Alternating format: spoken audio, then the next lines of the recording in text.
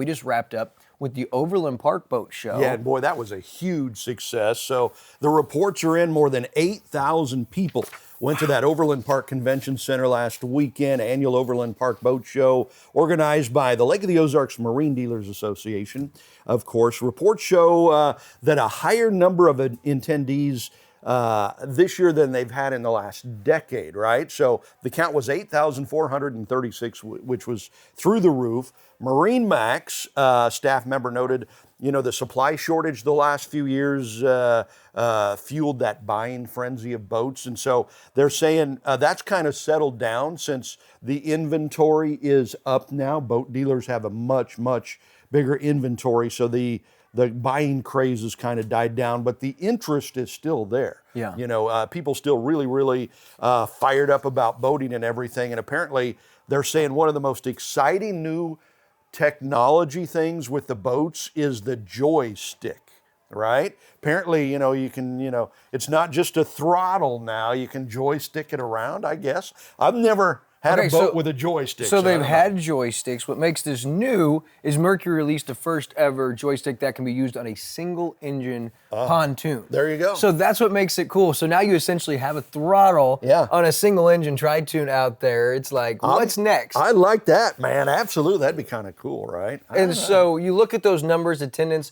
record setting over the last 10 years. And so I talked with Mike Carnegie, who's the executive director of the Lake Ozark Marine Dealers Association. And when I asked him about this to follow up on Lake Expo's story, he said, yes, we had record attendance. Yeah. And so it led me to believe, and I was like, well, so when you say that, Mike, does that mean that sales weren't as good? And he kind of mimicked what the Lake Expo article said. He goes, maybe not as many closed contracts. He said, and that's because people are now able to be a little more selective. There's not as many, like you said, rash buys. You got to rush and buy because you don't know if you're going to get it for a year. You don't know if you'll ever see another boat again, right? And so, whereas it may not lead to as many immediate sales, that is not necessarily a bad thing. Kyle Kelly, who's the owner at Kelly's Port, said, as a matter of fact, he said, I consider that to be a good thing. We had a record boat show. He said, and although people aren't signing contracts as immediately, he said, I feel like that's a good thing. It brings integrity back into the industry,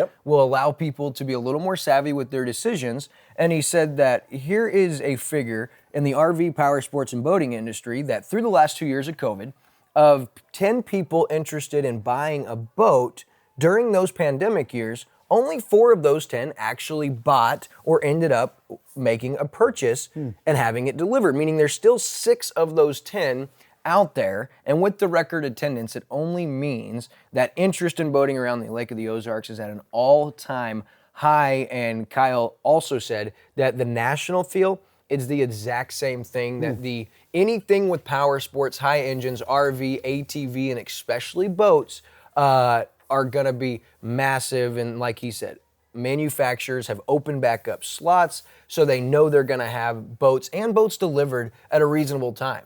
Because although the sales frenzy was good for a lot of these marine dealers, Chris, telling somebody that you're going to get your boat in August and then not knowing if it's going to be next year, that's stressful. Very, and for so everybody. It brings integrity back. It brings a quicker process. When you buy your boat, you're going to get it to your dock quicker, and that bodes well for everyone.